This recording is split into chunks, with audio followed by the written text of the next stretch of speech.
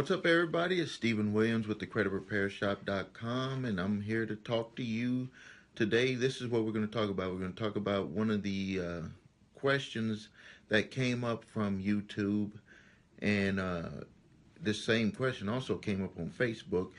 And then also, I'm going to talk about how to increase your scores.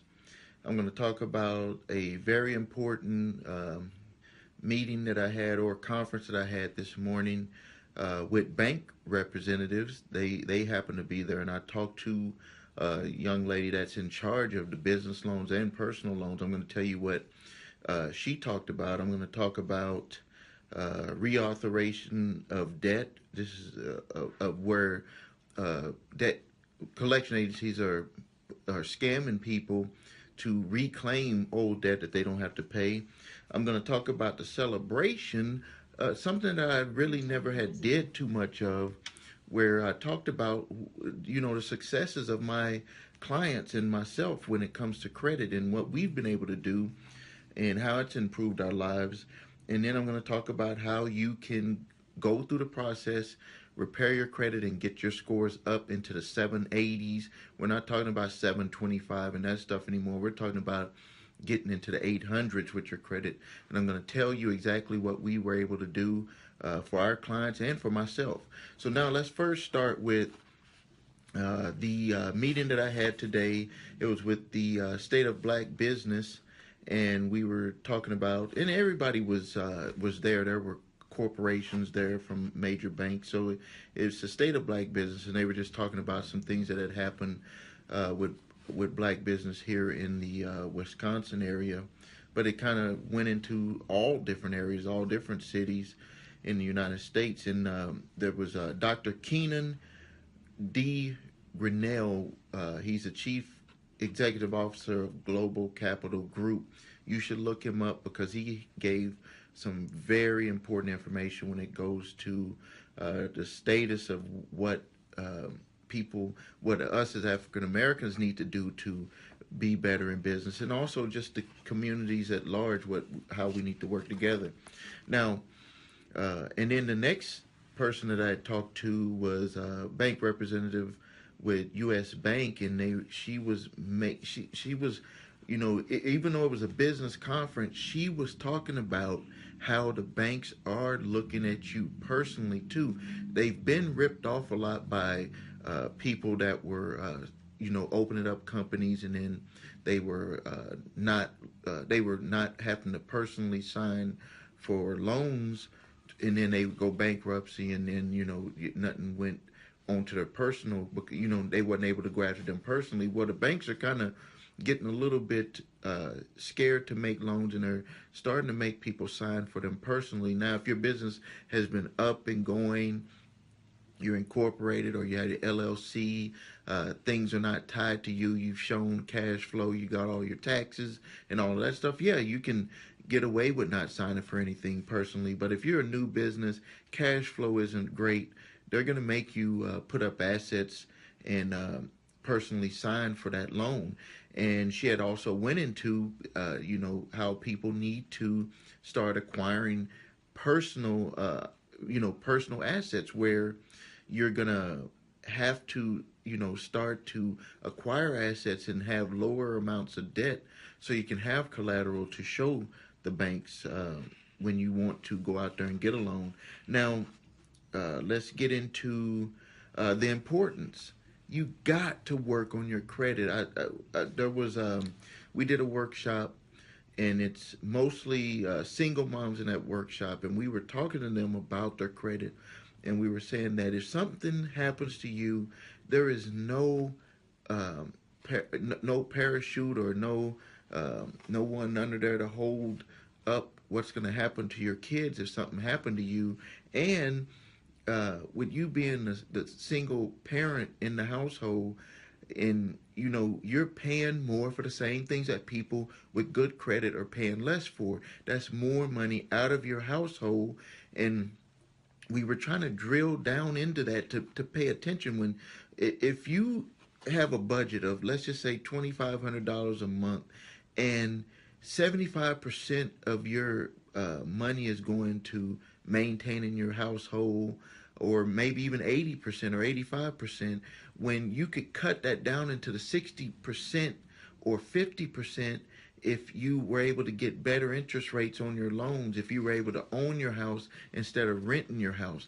A whole bunch of things that we were just giving them those ideas on how they can change their situation. And then if you're a married couple, the same thing, where you can save a lot of money if you have better credit, if you just put in the work to improve your credit, get those scores high, refinance that debt and start paying off debt and paying lower interest rates on your car payments, on your mortgage, on credit cards. You pay a lot less and have more cash in your pocket, and basically living the same lifestyle that you live now, or even better.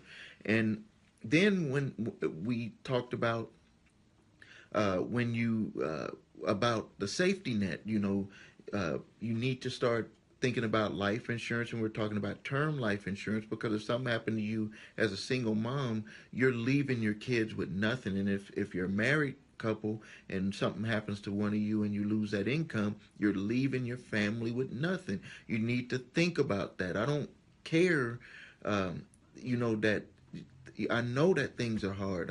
I'll take that back. I do care, but I understand that things are hard, but you need to get these things in order, or you're just going to make it tough on yourself. Even if nothing happens to you, the older you get, you're going to get tired. You're not going to want to work as hard. And if you don't save up money and have retirement, you're going to end up working the same way that you're working now, but you're going to be in your 50s, 60s, and 70s. And no one wants to live a hard life when you've already worked 40 years of your life. Now, another question that we had it comes up a lot, but I was going back and forth with someone on the chat about it. It was about a debt collection company contacted her, and they said that she owed these debts. And the first thing that we were going back and forth, and they had offered to discount it to, if she settled it, I think they were offering a 10 or 20% discount. She wanted to get it out of the way because she wants to buy a home. She needs to get these two debts out the way. And then when I started asking her questions about them, I had said, well, how old are these debts? And do you have credit reports to show how old they are? When I looked at it and I reviewed it, these debts were past the statute of limitations for her state. And I said, okay, next, did they take you and get a judgment for them? No. We looked in the public records section of her credit reports, and there was no judgment. So the first thing that I told her to do, and you can do this too if you... I apologize, I had to slice the video here because I had a call. I thought I had my phone on airplane mode. So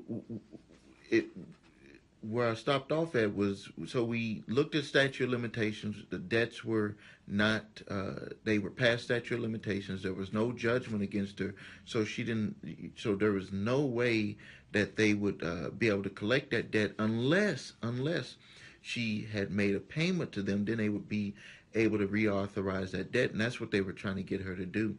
And so immediately I told her she needs to write a letter to them stating that she did not know her rights, and that according to the state of Texas, which is the state that she lived in, that it was past the statute of limitations, and that she is not legally obligated to pay that debt. And so I said, get right on that right away, because the letter that they sent her was actually that 30-day letter that they were asking her to either dispute the debt if it wasn't hers. So that's something that you have to do. Always look up your statute of limitations. Make sure that if it's a debt collection company that purchased these old debts, these are old cell phone and cable bill debts that they'll purchase, try to go out there and get them. Because people usually owe less than $1,000, they'll cut you some type of deal saying 50% or 40% or 20%. They don't care because they bought it for pennies on the dollar. Now, let's go into celebrating the successes of myself and my clients. I just talked with Bassam. He's a business customer of mine, but I had to fix his personal credit when he came to me, and this was years ago, so it wasn't something that was done overnight. But when he came to me, his credit score across the board was in the low 500s. He reported to me that his highest score right now is 788. And also, he has opened up several restaurants in our area, and several cell phone stores, and he has real estate also. But he's been able to he's been able to jump his success on a personal and business level just because he's been able to and he's using his personal credit. Everything that had been looked at was, they wanted to look at what his credit scores were. Even if you don't have to personally sign for it, they want to make sure that your credit is straight, because that shows how you live your life. My wife just made it into the 780s, and way, when we're talking way back, but she was in the 600s.